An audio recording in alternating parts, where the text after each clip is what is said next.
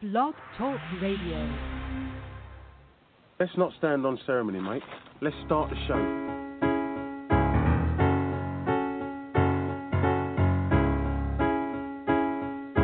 We would be honored if you would join us.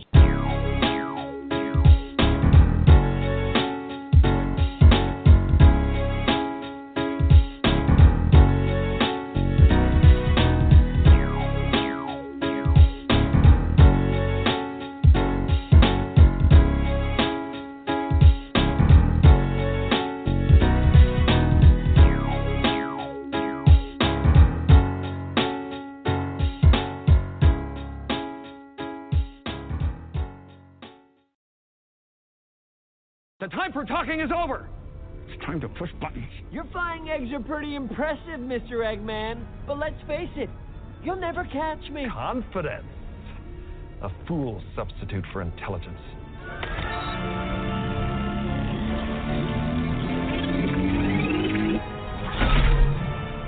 That's not good. Sonic, I know you got the super speed and everything, but Maddie and I? Totally defenseless. Probably gonna get blown up. Pretty much, yeah. Don't worry. I know exactly what to do.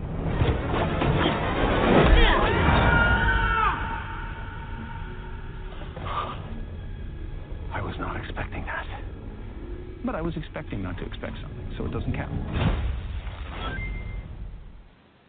Welcome, everybody, to Cinema Royale. I am Travis Hopson of Punch Drunk Critics, and that is John Nolan of Punch Drunk Critics. What up, man? What's up, everybody? What's going on, man? Hey, how's it going? I'm okay. It's been a couple weeks, but I'm good. I'm ready to talk some Sonic, and yeah, some Fantasy Island, which I know you're really excited about. And top of the year. But I want to start with that clip from Sonic the Hedgehog, though, because I think that's probably the big surprise for a lot of people. For anybody who went to see it anyway, I think Sonic the Hedgehog has probably surprised them. Because it's actually doing really well box office wise, and I think the reviews have been okay. I gave it a positive review on punchdrunkcritics.com, and a lot of people I was with who were there watching at the time really kind of dug it. This might be between this and Detective Pikachu.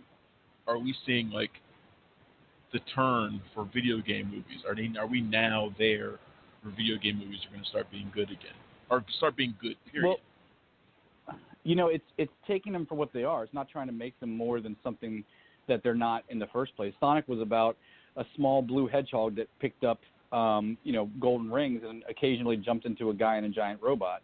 When the movie matches with the source material, very few of these video games can really be turned into something epic. World of Warcraft maybe had that chance, but I think they're really starting to find out where the sweet spot is and stick with that instead of trying to add something that's not there. Plus, I think this is a really dangerous, but great example of studios listening to fan feedback. I mean, obviously the biggest news about Sonic the Hedgehog before this weekend was that awful look they gave him in the trailer that came out about a year ago. And they took it back. They redid the animation, which is great when it comes to stuff like that. Hopefully it doesn't lead to them listening to everything the fans want, because we don't really know what we want half the time. Right. No, we need to talk about that too. About what happened with this movie, and how it's been a huge boost to the movie. When a lot of times that is not how things play out. Right. But before we get too far into that, so we are going to talk about not just Sonic, but we're also going to talk about Fantasy Island, like I said, but also Batman had its a big costume tease this week, finally showing us, Robert Pattinson in the suit.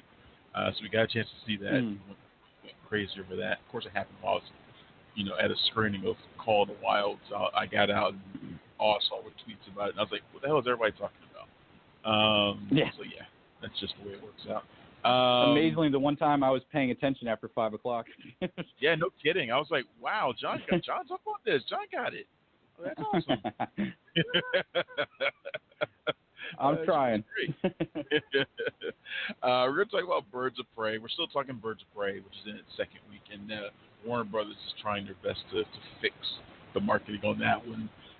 Marvel's Eternals is now openly gay superhero, and that film is going to be the first in the MCU.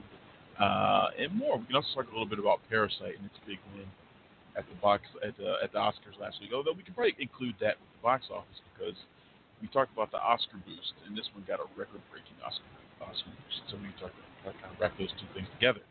But let's keep going with Sonic here. And like we said, this movie, just a few months ago, when they put out the first trailer for it, everybody was appalled by that terrible design. You know, with all the teeth and the ratty-looking eyes, and he just looked awful. And you were like, what the shit is this? And the internet exploded.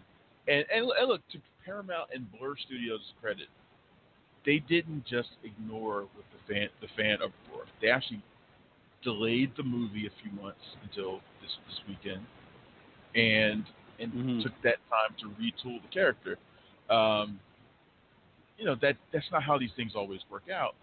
And like you said, sometimes the fans don't know what they want, and you shouldn't always listen to them. But for stuff like this, when you're talking about an iconic character like Sonic, there are two most recognizable video game icons in the world, and it's Mario and Sonic. Right. And, you know, this is one case where you do listen to the fans. You do listen to the fans. Yeah. And it worked. It not only worked out for them in terms of giving them a better box office spot. The movie opened with $57 million this weekend, which is the most ever for a video game movie. Surprisingly, that's the highest. Really? Ever. Yeah. Are you sure 1992's Double Dragon didn't make more? I'm quite sure. Yeah. Quite sure. That was a horrible movie. I mean, number 2 is Detective Pikachu from just last year, which had $54 million. Right. So this is rare. So it worked out in terms of giving them that, you know, just a better weekend. But also, it's good that fans actually took their uproar, their rage over that, and went and gave them the benefit of the doubt and went to go and pay to see the movie. Like they weren't just that's angry. something that happens. That happens most of the time. Like people get angry and then just don't go. Like they'll get mad and then just don't go, even if you try to fix it. They actually put their money where their mouth was and paid to see the movie. It's a perfect example of why like internet rage can't always be listened to, because everybody it's the personification of everybody having an opinion whether it relates to them or not. I mean, you know, people couldn't care less about Sonic. They played the game when they were a kid and they see the design, they're like, oh, this is horrible, but they were never planning on seeing it in the first place. But it's good to see they actually did come out this time. And you know, there's a point where these studios have to swallow their pride, and I think that's where it usually happens when they think, oh, you know, we'll make Sonic, you know, we'll get the design, upgrade him for the new generation and all this kind of stuff, and it doesn't work. Instead of saying, you know, it's not us, it's the audience that's wrong. It's just saying, you know what, we took a shot, we missed, let's fix it and move forward. So, I mean, it's a good sign of things all around. Yeah, I agree. And I actually enjoyed the movie. It's unabashedly a kiddie movie, at least I think it is. You know, the story finds Sonic being transported to Earth after a really dark opening, I might add. That opening Sonic is actually pretty dark. And I remember whispering to our friend Matt Razak, I was like, damn, man, I hope the movie's not like this. This is like gloomy Batman Begins version of Sonic. I don't want this. Thankfully, it's not. Thankfully, it wasn't. Remember what I was just saying about them making it more than it is. During that first couple minutes, I really thought that's where we were going, but thankfully it turned pretty quickly.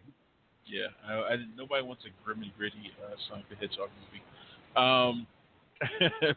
But basically, he's there on Earth for all these years, all by himself, in this small town, and he loses one of his rings because James Marsden's cop character is an idiot, and they have to go to San Francisco to get the rings back, which will allow Sonic to transport himself to a distant world. He's safe. He doesn't have people chasing after him. One of those being Dr. Robotnik, played by Jim Carrey. And as I said in my headline of my review, Jim Carrey is absolutely batshit in this movie. Like, to me, he's the best part of this film. He makes Fire Marshal Bill look tame by comparison. That's how He does. off the wall he is in this film, whether it's his voice inflections or his random breaking out into dancing, whatever. And whoever wrote his dialogue also, I part of me hopes that it was Carey writing that stuff himself. It's so crazy. But It seems, if wild, and I loved every bit of it. Yeah.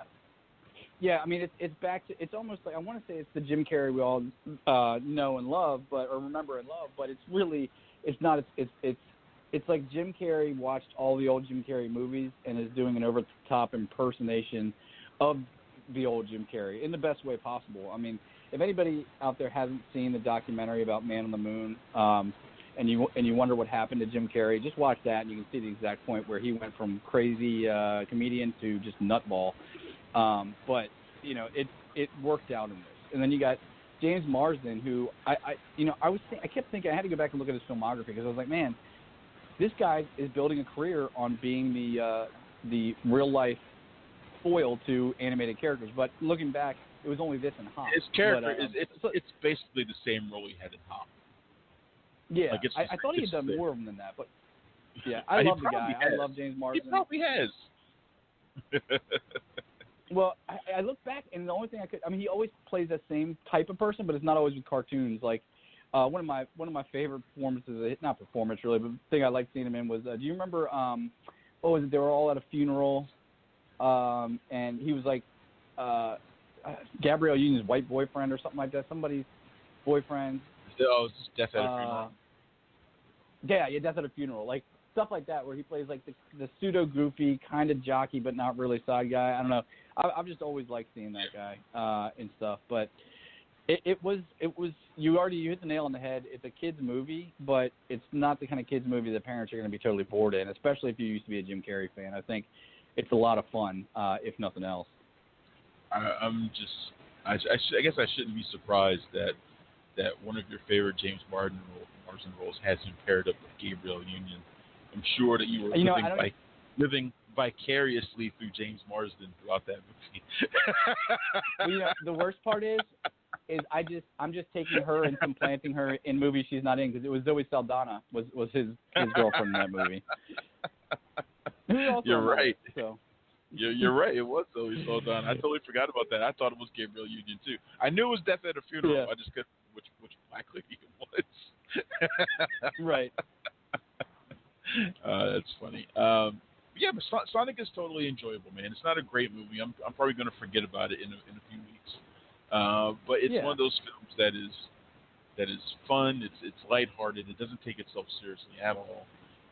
Had some really fun supporting roles as well. Besides Jim Carrey, I really like Adam Pally as the doofus cop.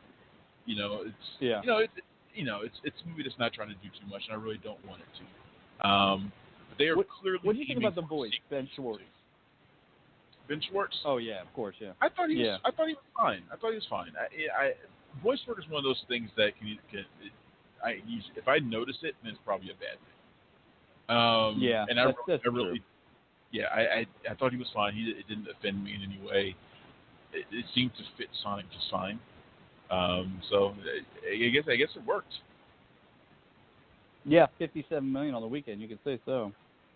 Yeah, no, I mean it worked for me. Like in terms of like how he sounded, it seemed to fit. The only thing, if I had a complaint, I would say I kind of wish Sonic was a little bit more edgy, because one of the things that he was the edgy foil to Mario back in the 90s, right? Or was when he became famous for Sega. Sonic replaced Alex Kidd in Miracle World as their mascot, and I remember being mad about that because I loved Alex Kidd. But Alex Kidd sucks compared to Sonic.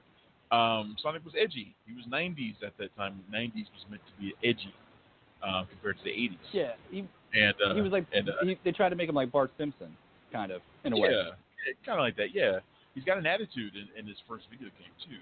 And then because he became such a popular mascot, they kind of toned him down, which is why they introduced a character like Knuckles, who also was an edgy character.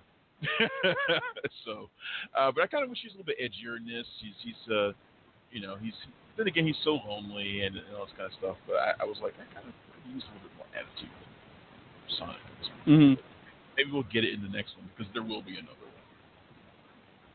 They'll be Yeah. Oh, yeah. Especially as long as they don't have one of the biggest drop-offs in history, they should definitely get to where they need to be. I mean, 13,000 per screen average. We'll get to the box office later, I'm sure. I'm not sure what the budget was on this.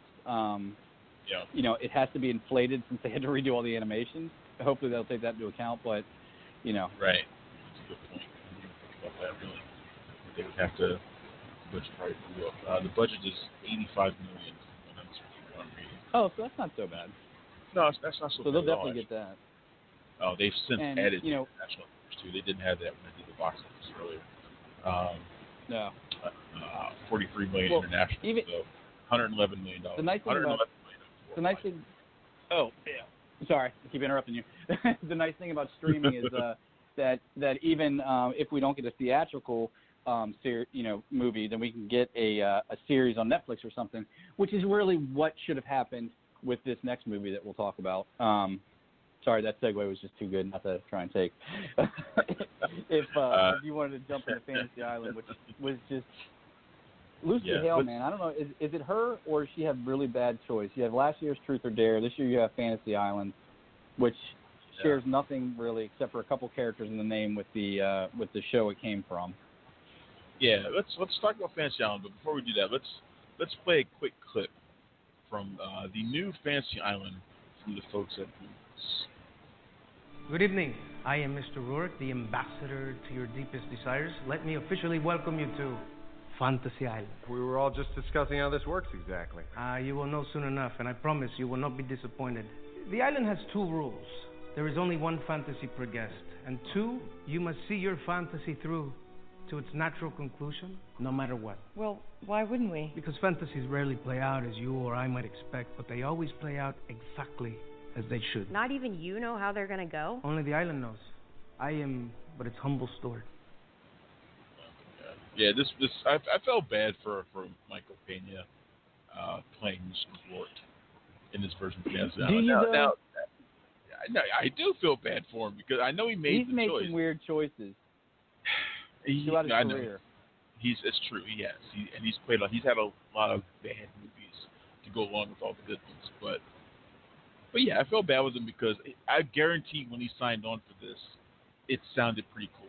Because the idea of a Fantasy Island movie actually is cool. It's a great idea, but he couldn't. He must not have known it was going to turn out like this. This movie's like an utter disaster from top to bottom. Oh yeah. I couldn't make heads or tails of it. And Fantasy Island should be simple, especially in the way that Blumhouse is doing it.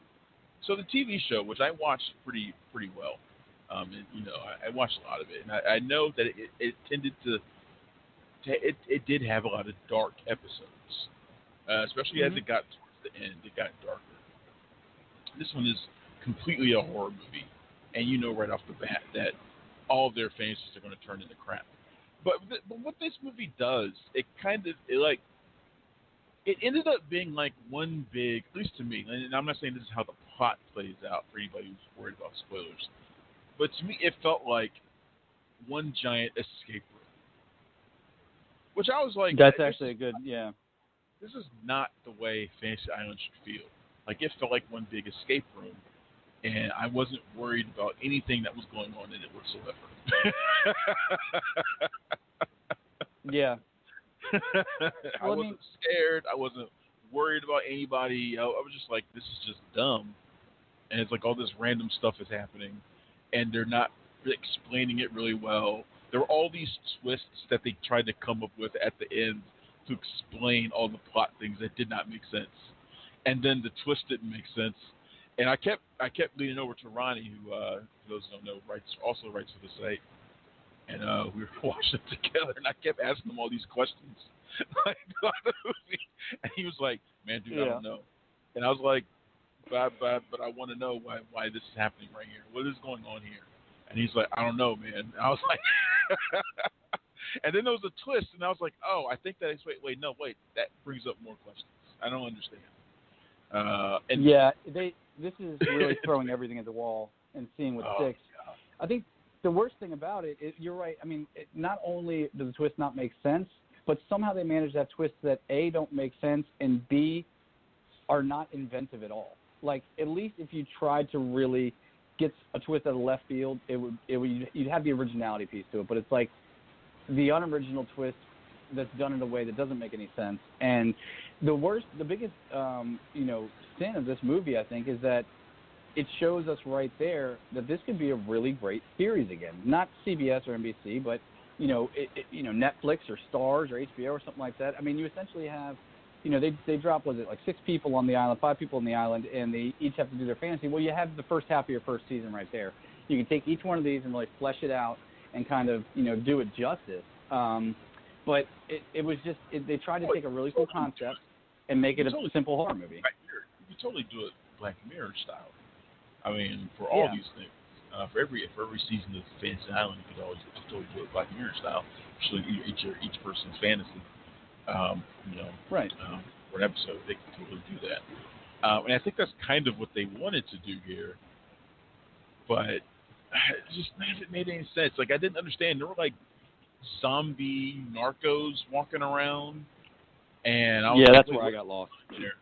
I got lost with that too. And there was like this one overarching thing that connected all the people on the island, and I was trying to figure out how that person managed to bring them all together. Like, how was it physically possible for him to? Well, and that's like. It seemed really contrived at a point. Like okay, we're going to work backwards from the end. This is what we want to happen, but they didn't start working backwards from the end until they were halfway through. Like they got halfway through their script and they're like, okay, at the end we want this to happen, so let's go back and make this stuff that we already set up work to meet this end. And here's the thing, like the reason backwards. You're right. It does kind of feel like they're working backwards to try and justify an end that they already had in mind. And I was just like, what? Well, and here's, we talk about budget for Sonic the Hedgehog. Here's the reason these things aren't going to change, and the reason that, because number one, Blumhouse does really good work 80%, let's say 60% of the time. They do really good work. But the other 40% of the time, they don't give two shits because this movie cost them $7 million to make. It just made $21 million. You're always going to have almost always going to have a good enough opening weekend to justify a budget of $5 million or round about that area with a horror movie, especially if you release it on the right weekend. So they have no real motivation to do any better. They're just like, we'll throw a bunch of this stuff out to fund the other stuff that we really want to do, like the Get Outs and the Insidiouses of the world and things like that. Yeah, it's just... Or Conjuring, not Insidious. And the thing is, this one has a really good cast in it, too. Michael Pena, Maggie Q, she's gorgeous. You like Lucy Hale for some reason. I don't understand that. But she's in it. Well, she kind of looks like a circus freak in a way, but a really cute one, I'd say. A cute circus freak. So what, like she'd be saying one of us, and you'd be like, okay, maybe I would be. No, she's not. It's not that she's. No, she's attractive. She's very attractive. That wasn't what I meant. I just meant like she's never. To me, I've never seen her do anything good. Like I know she's probably she's on Riverdale, right? She's on Riverdale or something. I think she is now. Yeah. Yes, yeah, I think she's on now Riverdale. She is. I think that's where her claim to fame is, Riverdale. But I don't watch Riverdale. So the only thing I know. No, she was Pretty Little Liars before that. She was on Pretty Little Liars for a couple of years. Liars. I was getting my CW shows mixed up. Okay, so it's Pretty Little Liars. But how dare you? I only know her from what she's done in movies, and I've never seen her do anything worth a damn in the movies. That's why I'm she hasn't done anything decent. Right. So, so I'm like, whatever. When people talk about Lucy Hale. But Portia Doubleday is in it too, who I've liked since Youth and Pop and Gold. She was on Mr. Robot too. She was in Carrie and Mr. Robot. Yep. Yeah, I like her. And it's got Ryan Hansen from Veronica Mars. The funny thing is, him and Jimmy O Yang are bros in this movie. They were bros in that Tiffany Haddish Rose Byrne movie from just a few weeks ago. So I don't know. Somebody in Hollywood has figured out that they like Ryan Hansen and Jimmy O Yang as a duo. I don't know where that comes from. Yeah. But people seem to like that duo. At least Hollywood producers seem to like that duo. Let's put it that way. Yeah. And Jimmy O Yang's character, and when I was driving up to the showing of this, because they did not screen this at all, here, and they didn't even bother to have like 7 p.m. screenings on Thursday. So they really did that's not what killed me. Yeah, they didn't want anybody. That's when I knew. Sorry, man. Go ahead. I'm getting really bad with my interruption today. No, it's fine. It's fine. I'm talking a lot, but it's just, they really didn't want anybody to see this movie. Not anybody who could review it. Yeah. But I was telling a friend on the way to the movie, I was like, I don't think there's a tattoo in this movie. She was like, there has to be a tattoo. Like, I know there's a tattoo in there somewhere. I was like, looking at the cast and who they're playing, there's no tattoo. And you think that's the political correct thing?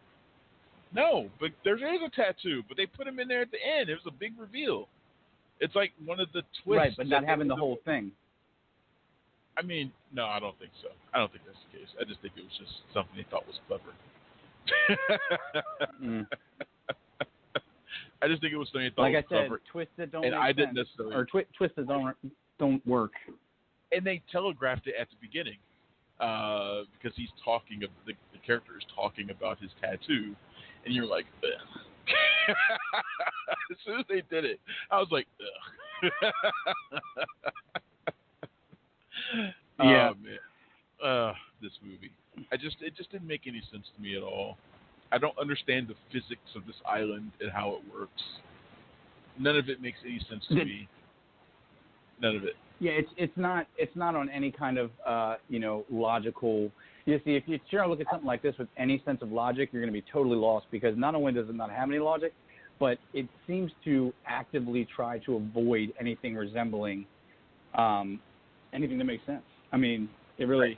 I can usually find, even with Truth or Dare last year, and I'm going to keep going back to that because A, Lucy Hale was also in it, but B, it was the worst horror movie of last year. Now, I never saw The Haunting of Sharon Tate, but from what I saw, that this was the worst movie, and at least that had some creepy moments, and I didn't even really have this. This played out more like an action thriller more than anything creepy, unless you want to count those zombie narcos you mentioned earlier, which nowadays it's not really enough to get anybody scared. No, I just don't understand where they came from. Like the Mr. Rourke character is like, oh, there's people on this island who want to take the power of the island away, and I was like, yeah, okay, but why are they like zombie narcos? I don't get it. Oh my God, it's not making any sense. They were clearly created by the island. So yeah, I was like, the cartel seemed to, create them, that's a whole other question of how does that work. None of it made any sense. I was like, what? So what? The island is trying to take the power away from itself, but the island is the one who grants the fantasies and created these villains. So I don't get it. None of it makes any sense. It's like they were just writing stuff just to write it, and we're just like, well, if somebody thinks too hard about it, well then, oh well. Yeah, this is a typical. This is a typical movie where all you can do is imagine that the writer's room, they had a big corkboard with a bunch of ideas on index cards, and they just spent time throwing darts at it. I mean, that's the only thing that can really explain some of the stuff we see in this movie. Yeah. Yeah, there's nothing good going on here. And you know what? It did find the box office. $12 million is a fine start for a movie that cost $7 million. And it'll probably drop 60% next week, but it will have already, by that point, it'll probably have doubled its production budget. And it'll probably do, in movies like this, even though they're crappy, will always do well in DVD and digital later. Oh, so Blumhouse isn't. I'm sure Blumhouse wanted more from this. I mean, this is a recognizable brand. And they don't drop a lot of recognizable brand movies. They usually create originals, which do a lot better. I'm sure they were expecting this to do better, but yeah, it's got a C- cinema score. Which the only movie that did worse at cinema score this week was Downhill, which I'm amazed that people hated that movie so much. Downhill had like a D+ cinema score, which well, now if I remember correctly, you didn't like it, did you? Which one? Downhill? Yeah. No, I like Downhill just fine. It's just not. It's not great. It's fine. It's not. Oh, okay. the movie it's based on. It's not that. Right. But I saw it at Sundance, and I thought it was funny and forgettable. With the exception of Julia Louis-Dreyfus, who was much better than forgettable. She's great. But yeah, it mostly feels funny and forgettable. And I thought people would go see it just for that kind of movie, especially on Valentine's Day. But nope, people did not go see it. Downhill finished 10th this week with like $4 million. Yeah. So nobody would see that. And then the real Valentine's Day movie was The Photograph, which opened at $12 million, which isn't bad, but I thought it was going to do better. Just because especially on Valentine's Day. For Valentine's Day weekend, I thought it would be the obvious date night movie. And maybe it still was, but it didn't do great. $12 million is fine. I think it cost me $15 total budget-wise. But with Lakeith Stanfield and Issa Rae as the two leads, I thought it was going to be better. The lady next to me couldn't stop fanning herself off every time Lakeith Stanfield was on screen. So I thought other black women would be doing the same. And Lord knows, I've heard enough from black women who've been like, "How's Lakeith Stanfield? I love him." I thought this one would do a lot better. And it's a solid movie. It's not a great movie. There aren't very many just pure romances featuring dark-skinned black characters, which is sort of my thing. When I was reviewing it, and I was thinking about that, there aren't a lot of. In fact, I cracked that Hollywood would rather do Common and Paula Patton all the time if they could. But really dark-skinned black people in love stories is very, very rare. And so I like. Well, correct me if I'm wrong, but we don't get any real romance, like a true romance movie, not a rom-com like About Last Night that came out a few years ago. But we don't really get any straight romance movies featuring African American leads, do we? I mean, I can't think of any. Yeah, they're very rare, and then with the dark-skinned black leads, it's even more rare.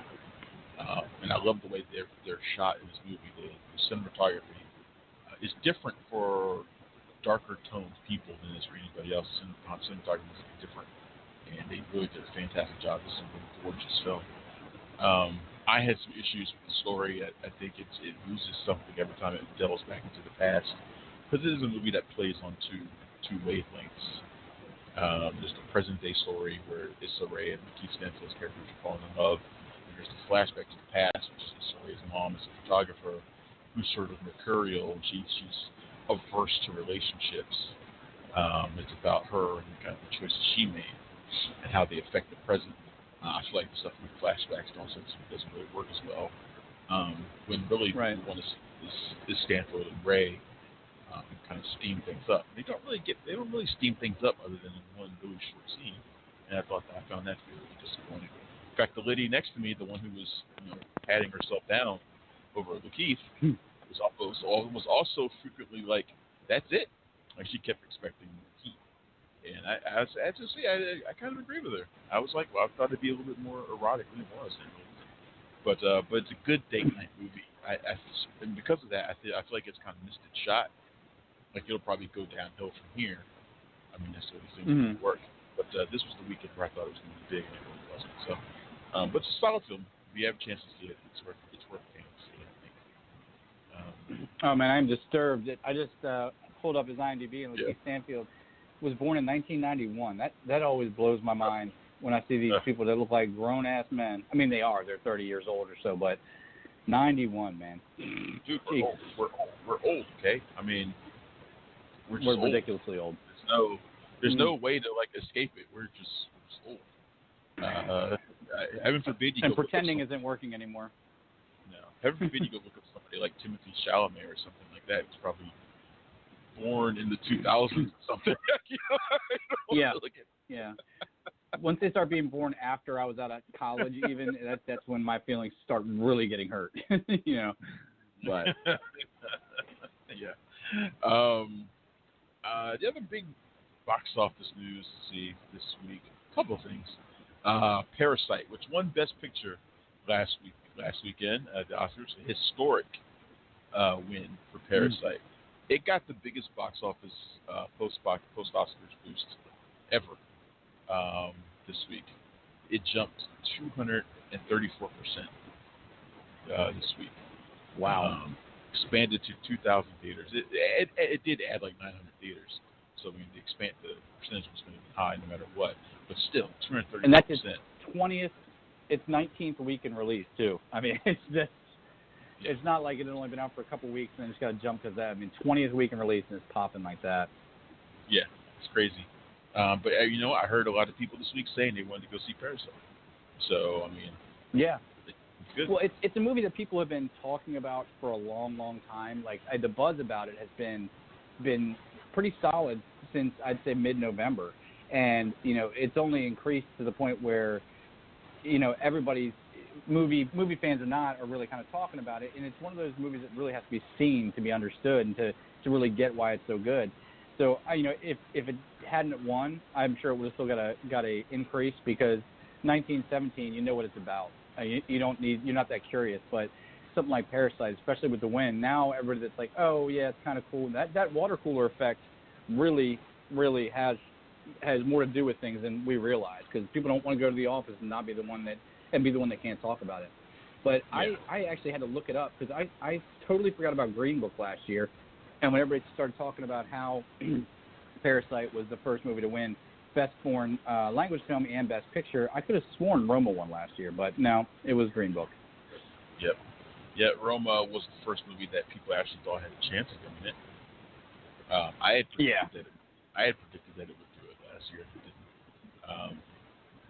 Obviously, I couldn't look ahead and predict Parasite would do it, but yeah, Parasite's the first movie to do it. And it was, and I was hosting the Oscar night party at the Arlington Cinema Draft House like I do every year, and the crowd went absolutely nuts when Parasite won, because I think, like, for me, I had done my predictions that day on radio, and I had said that I think Parasite has a chance of winning it, even though I think 1917 will. And that was like, I think that's kind of where everybody was. Like, your head told you 1917 was the movie that was going to win, even though if there was a part of you that was like, I think Parasite has a chance. I kind of wanted to just because it's a movie that deserves it. You know, not that 1917 didn't, but there hasn't been a movie like Parasite that's won. So you kind of want to see. You kind of hope. Yeah, 1917 was the quintessential Oscar movie pick. You know, it was an obvious pick. That doesn't mean it's any better, worse. Right, and to me, it's the best. And 2019 still. Well, and the other thing about Parasite is not only is it the first foreign language film, but I mean it marks so many check boxes. I mean, it's a foreign language film, but it's also a foreign language film with no American, or not even American, but it's all Korean actors. And on top of that, what I thought was even more surprising is it's essentially a dark comedy. I mean, I guess you could put that slider for what percentage of it is a dark comedy. You could slide it around quite a bit, but you usually don't see movies of that type, even if you take away everything else in that Best Picture role. So Parasite, huge. What else? Birds of Prey. Birds of Prey held on. Did okay. It still fell 48%. That's normal. 17 million. It's up to 59 million domestic. 145 million worldwide. Hey, look, Warner Brothers, and going into the news a little bit, Warner Brothers has been trying to figure out a way to boost Birds of Prey. I think they figured out they really screwed up the marketing on Birds of Prey. Like, I get it that Birds of Prey was the title, but then they added that and the fantabulous emancipation of Harley Quinn, which nobody ever really added to the title. It's too long. It's stupid. Why they didn't figure out a way to put Harley Quinn in the title originally is beyond me. So they've changed the title to Harley Quinn, Birds of Prey. Why didn't they just call it Harley Quinn and the Birds of Prey? Like, wouldn't that title have been perfectly fine? Like, it keeps the character that everybody knows and is popular front and center. Why didn't they do that from the start? I mean, honestly, that's almost a no-brainer when you think about it now. I got to imagine some studio exec sitting there and thinking, oh, it'll be quirky and fun to name it this big, long, stupid title. But the other side of that is I don't really know how much, with a movie like Birds of Prey. I mean, we talked about this a couple weeks ago with Rhythm Section. Obviously, that got hurt by its title. with a movie like Birds of Prey, with the trailers and the public knowledge of Margot Robbie being in it and Harley Quinn being in it, I don't know that it really would have made that much of a difference title-wise. It's not like people couldn't find the movie when they were searching for it, but still, it certainly doesn't help at all. That was what they revealed, that the reason why they did it was to help in internet searches. Because I guess somebody can't find Birds of Prey when they're trying to find it, which I think is ridiculous. I think that's ridiculous. The people that can't find Birds of Prey on the internet are like somebody's grandma. It's not people that are going to go see the movie anyway. It's really a movie for a demographic that's going to be very familiar with what's coming out and how to find what's coming out. Is there anybody that doesn't know to go to the website of the theater that you're going to and then just find a ticket from there? Like, I know we make excuses for older people all the time, but the older people I know can figure stuff out. Like, even they know. I mean, that's stretching. What I said is stretching, but it's them coming out with this name change. I mean, all it does is make them look stupider. It's not going to fix anything. It just makes them look dumber in the end, because it reminds everybody that, hey, that's right, this movie that didn't do well its first weekend was also named, a paragraph instead of something obvious and, informative.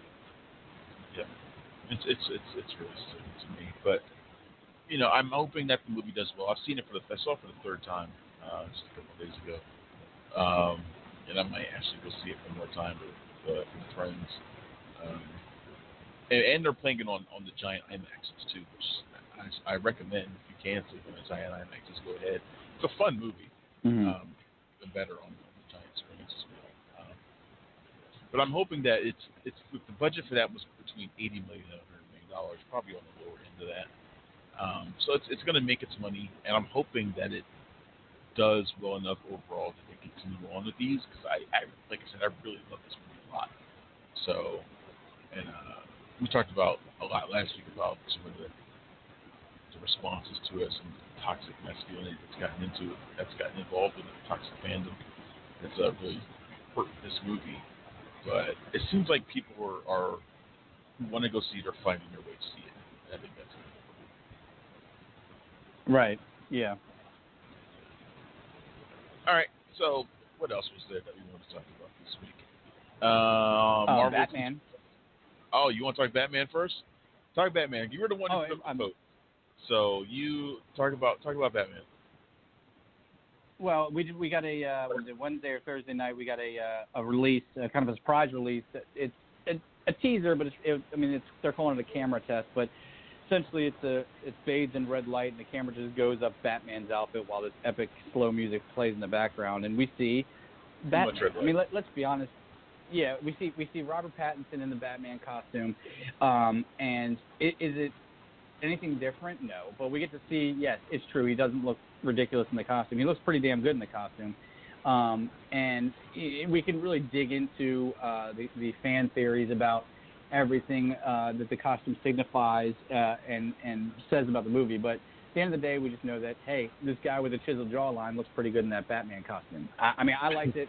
I like the idea of Robert Pattinson being Batman ever since I heard it. I mean, it's a left field choice, but more often than not, when you get those left field choices, whether it's Heath Ledger the Joker or Daniel Craig as James Bond, all these things that were cringed by fans, as soon as you hear them, they always tend to end out working. So you got to imagine whoever decided to make that stretch for that casting had a good reason to do it. And from what we can see, it definitely looks pretty good. Now, again, it's just a 30-second teaser showing only the costume, but by the way it's shot and the music that accompanied it, you can really feel a much, and I hate using the term darker and grittier, but I don't have anything better to say about it right now, nature to the movie that I hope we get, because more than anything, I want to see Batman at his darkest, and I want to see him detecting shit. We have still never seen the world's greatest detective, and I hope we can at least see him starting to be that movie. But, yeah. What did you think about it? I mean, I find it really hard to be really impressed by it because it's so shrouded in deep red and shadow that it's really hard to see what's going on with it. Right. I mean, it works in getting you hyped to see that the Batman costume is real and that Robert Pattinson is really in it. Like if that was their goal to get you to believe that it's a real thing, then I guess it succeeds. But I need to see him in action because I'm not. I still have a hard time like accepting Robert Pattinson as Batman. And I'm what probably do you think it's physicality or what is it? I don't believe it's physicality. And I just don't see him as a Bruce Wayne type. I've never seen him play that sort of character ever because he's never been asked to. So I need to see it. Do I know he can do a bit? I hate the word too. Gritty. I know he can because he did it in Good Time. I know he can do it. I know he can do that. But that's not what Bruce Wayne calls for. It's not even really what Batman calls for. So I need to see him in action. What about Cosmopolis? Or what was the name of that movie? Cosmopolis? He was a guy in a suit in a limo. The entire movie. That's what that movie's about. He's a rich guy in a limo. Yeah, but he looked really Bruce Wayne. Yeah, isn't that what Bruce Wayne is most of the time? No. He's not a guy in a limo. But yeah, I know he can. Fair enough. I don't know. I need to see him. I need to see him as Batman and as Bruce Wayne. I need to see him in action. I can say that the Batman suit looks cool from what I could see. The Batman suit always looks cool. It doesn't matter what they do. Even when it had bat nipples and a bat nose. You know, thank you, John Frankenheimer. It still looked cool. The Batman suit looks cool. Mm-hmm. It always was going to look cool. Every version of the Batman suit they've ever put out looks cool. So that doesn't impress me. I need to see him. I need to see what he does. So I thought it was. I was just taken aback by the fact that they didn't release anything at all, because that was totally unexpected, and it makes me think that any other reveals they do are going to be just as unexpected. That you're just going to drop randomly. Right. Like, here you go. Oops. Teaser. Yeah. Well, I would much rather have that than this new. Now, of course, a costume reveal teaser falls into the same category, but I just get really sick of the. Today's the teaser for the trailer for those are the worst. Eternals or whatever, and it just gets so bad with those all these super teasers, these marketing things. Yeah. The thing that they do now is that they put out like the poster the day before the trailer, and I'm just like, right. They used to put them both out at the same time. Now it's like the poster comes the day before, like to get you ready for the trailer. I'm like, I don't need to be prepared for the trailer. Just put it out. Not everything needs to be an event, you know. Right. Just put it out. It's okay. Like they put out the trailer for the French Dispatch this week, which is Wes Anderson's next movie. And I understand there's a lot of people who are excited about a new Wes Anderson movie. I'm not one of those people. But was it really that big of an event? I didn't think so, but apparently other people did. Did I think they needed to put out like the poster and a bunch of images like the day before? I mean, no, I don't think so. But whatever. I know some people are thinking it's going to be like Grand Budapest Hotel, which remember that movie had 9 Oscar nominations that year, which is insane to think about it. Wow, did it really? Yeah, it had 9 Oscar nominations, including Best Picture.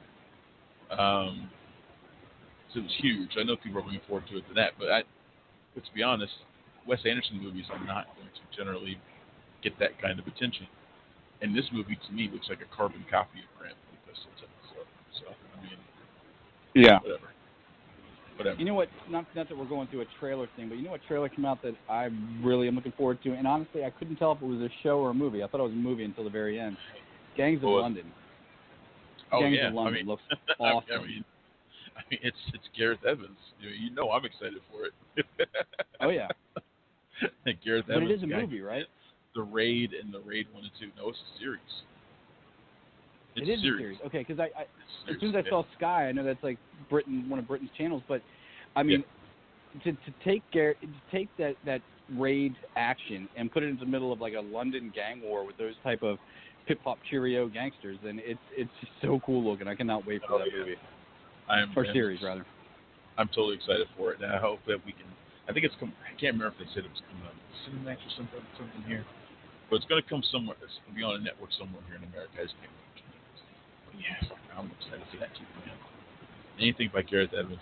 I will forever wish that he would come back with the Raid 3 and surprise us at Sundance one year.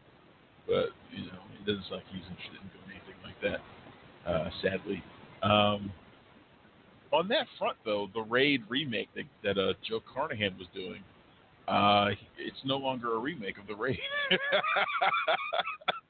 He did an interview this week where he talked about it, and basically the movie, they have no affiliation with the people who have the rights to the Raid anymore, like no affiliation whatsoever. And now, like, the story's been totally reworked. I mean, it's still, a bunch of cops, trying to get up a high-rise apartment building, but the whole which is a standard premise. I mean, what made the Raid great was not the story; it was the action and the way and the. Right. I don't even want to. I mean, they're actors, but it was the martial arts talent that was displayed. That's what made it amazing. Yeah, and to be totally honest and be totally fair to Joe Carnahan, the Raid cannot be replicated. I mean, you can remake a lot of movies. We saw them remake District B13, and you know how much you and I both love that movie. And they were able to remake that one in a totally awful way, but they were able to do it.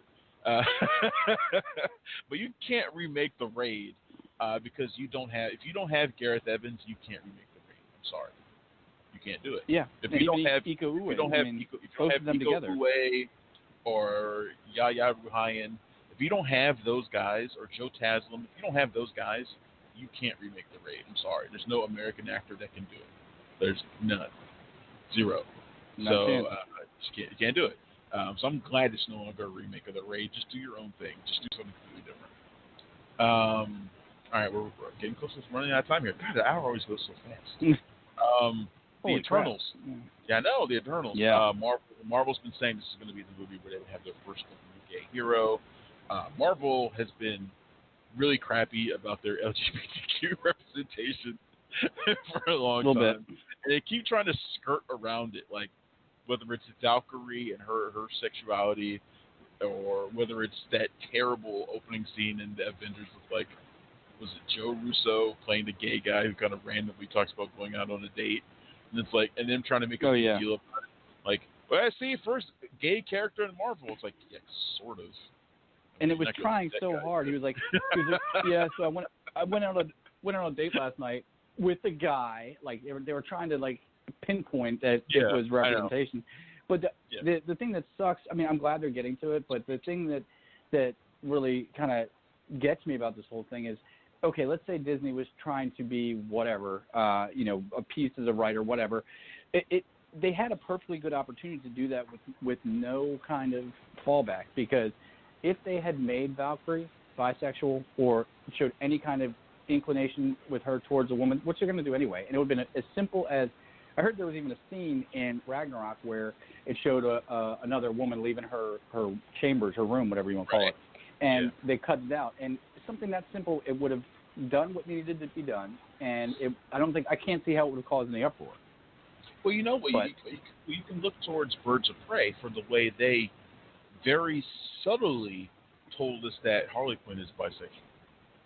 Like in the beginning, during her opening, when she's doing her kind of flashback to her animated walk through her history, and it shows like this jackpot, like a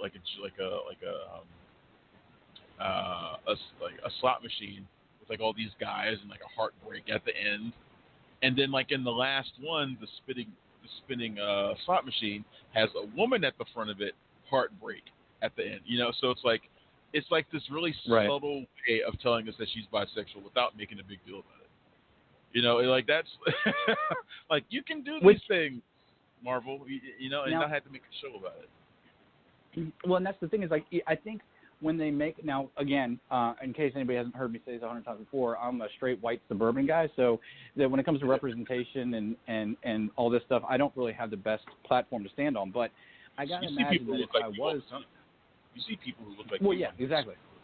Yeah. I don't have an issue with representation, and so, but I gotta imagine that if I did, I wouldn't want somebody coming out and saying, "See, look what we're doing. We're because it just seems disingenuous when you make a huge deal of it. It should be presented as what it is, something totally normal, and something that doesn't need to be made a big deal out of. You do it to show the representation. You don't make it your banner achievement. I mean, I could be wrong on that. Maybe that's not the way people want it to be, but to me, it just seems contrived when they go out and make a huge deal out of these things, and it's doing the opposite of what it should do, and that's to normalize it.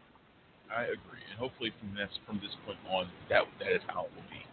But one of the actors in the Eternals, Hollis Slayman, revealed that he is married to the character Phastos, played by Brian Tyree Henry. So Brian Tyree Henry's character Phastos will be Marvel's first openly gay superhero, and he will be featuring a guy-on-guy kiss in the movie.